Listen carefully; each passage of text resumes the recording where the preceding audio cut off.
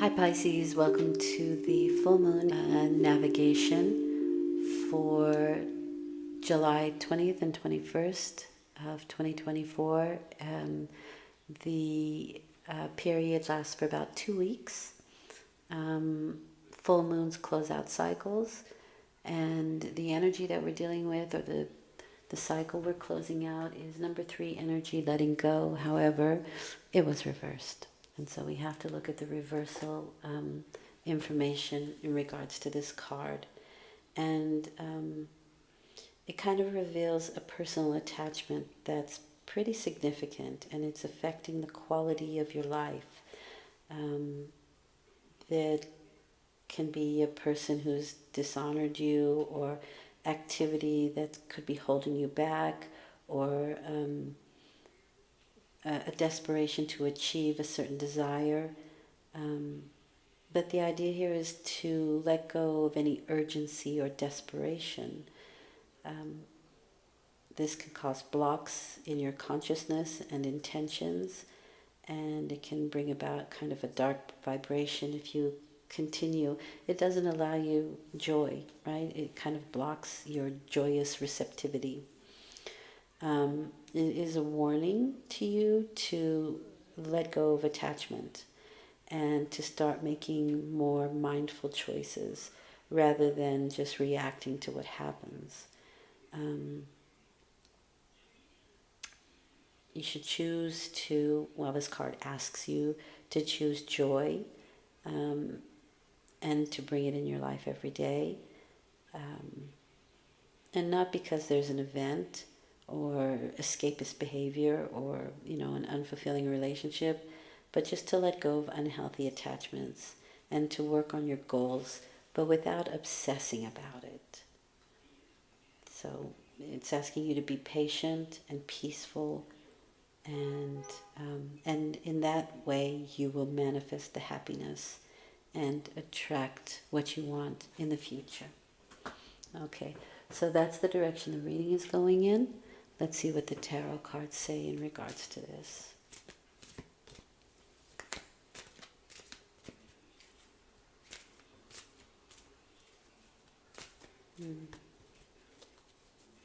The first 2 cards are where you find yourself at the time of the full moon, or if you are consciously closing out a situation, you will find it here.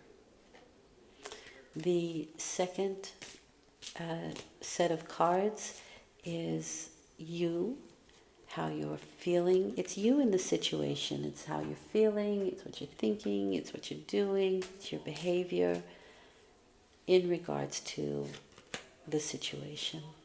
And the last 2 sets of cards are the probable outcome.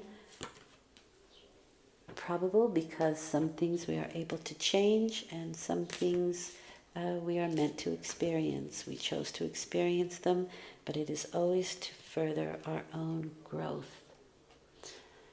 On a side note, I watched recently an old series about Shaolin monks. It's called Kung Fu. I don't know who knows it or not, but it's on Nostalgia TV, meaning they just show old programs. And it's with David Carradine, and it's about Shaolin monk.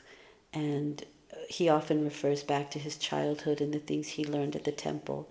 And one of his masters was telling him, he posed a question, and his master answered that the soul does not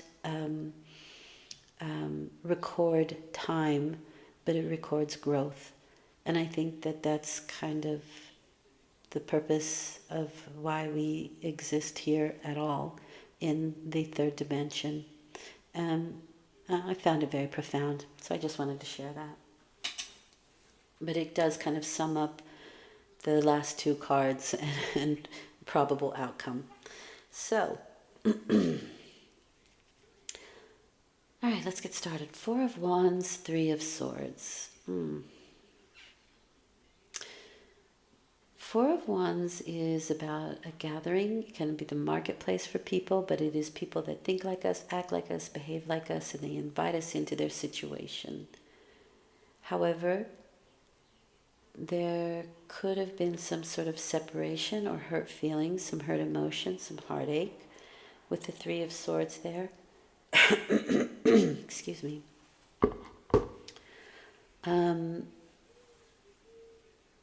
For me, it feels like there is some renewal and reconstruction after a difficult moment. Now, the star Algol was around the 13th. It was in a difficult conjunction, and I think there's some very difficult things happened around that time for a lot of people. And we could be restructuring and renewing from that. Finding some stability. This is a rite of passage, so it is an important thing. For me, the Two of Swords is the thing that makes the cut. It separates us somehow from something. It causes a disturbance, right? It creates duality. It creates a split. And while we may be feeling that emotion through the Three of Swords, it is renewing and restructuring and rebuilding afterwards. For some people, it could have been that a celebration of some sort got rained out. It could be that simple. It doesn't have to be as deep. But there are some stormy emotions and some hurt feelings that may be finding its reconstruction. And there's a happiness again with the Four of Wands. And so I do feel like we are trying to find more solid foundation after a moment of strife, of difficulty, of hurt feelings.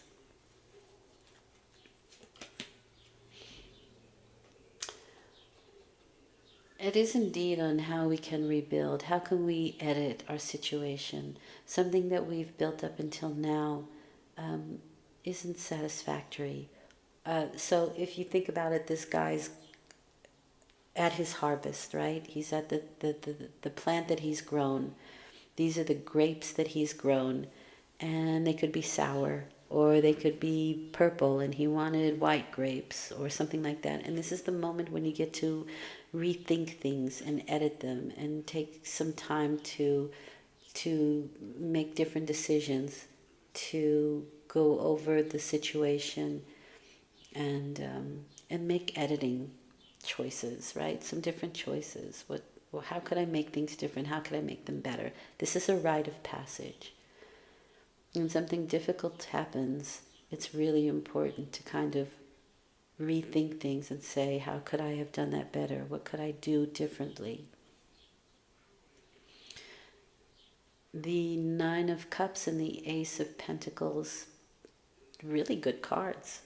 There's a wish that can be fulfilled, so make a wish with that Nine of Cups, and this may come in the form of a new financial offer.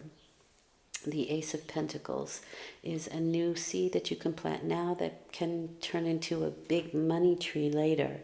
And this is something that you were wishing for or that is hoped for. Pretty due for the Pisceans. And if you've been doing your work, Saturn rewards that. And I think our reward comes in the following year.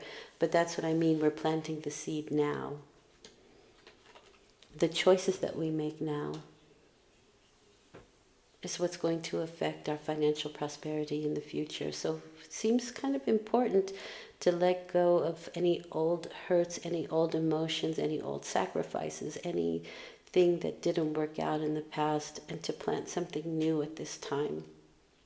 It's important to make that decision now. You are at a fork in the road.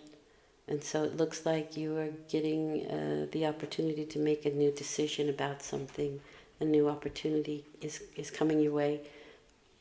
Or you are offering something yourself, but you may be deciding on what that is right now. In any case, it can be very much a heartfelt desire. The Nine of Cups is a wish fulfillment card, but it is a wish because you have faced your fears. The outcome is the Three of Pentacles and the Nine of Pentacles. So this feels, you have 1, 2, 3, 4 Pentacle cards. So this can be very much finances or health, things of the earth, matter, material. So the Three of Pentacles is an apprenticeship card. You may be taking instruction, you may be giving instruction, but there are creative solutions to something, and it is your creativity. 3 is creativity, but it's your creativity in the physical realm. You're actually working at it, and it can bring you some nice finances in the future. The Nine of Pentacles is a strong, independent person who, through their own hard work, has created a beautiful surrounding, a beautiful life. It is Venus in Virgo, and so it's the details here that really matter. The details are going to make this situation and what it is that you're working on quite beautiful. Very often when Venus in Virgo comes up in a love relationship, and I don't see that here, to be honest with you, it says that you're looking for more of a practical partner than somebody who shows you big gestures every now and then.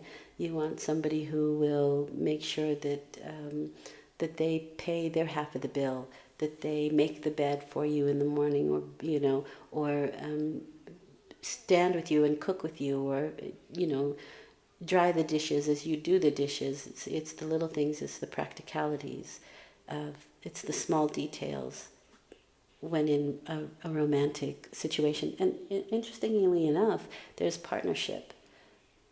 So you do have the Lovers and you do have the Two of Cups. So this can be a mixed bag.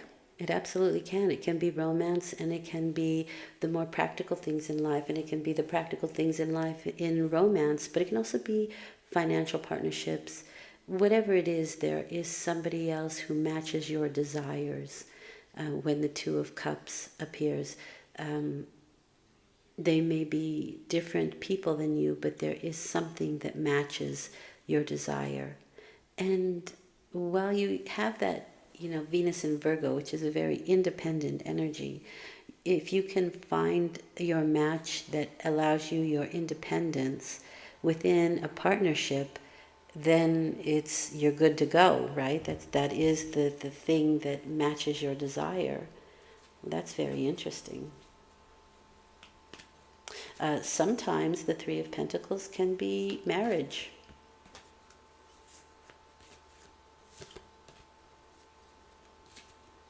And through this union, there may be some financial gain.